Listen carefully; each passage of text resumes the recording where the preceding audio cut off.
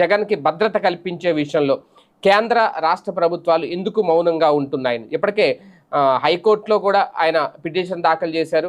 అలాగే ఇప్పుడు మళ్ళీ తాజాగా సీఎం జగన్కు మాజీ సీఎం జగన్కు Z+ కేటగిరీ భద్రత కల్పించాలి అని కోరుతూ వైఎస్ఆర్సీపీ ఎన్టీఆర్ జిల్లా నేతలు గవర్నర్ అబ్దుల్ నజీర్ని కోరారట.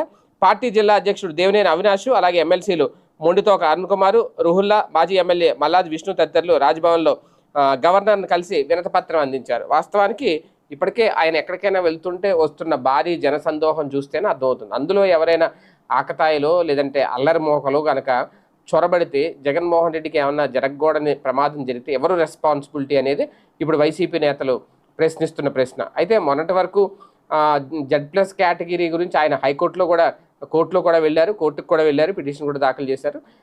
అలాగే కేంద్రానికి కూడా తెలుసు ఏం జరుగుతుంది ఏంటి అనేది, అలాగే ఇంటెలిజెన్స్కి కూడా తెలుసు. కాకపోతే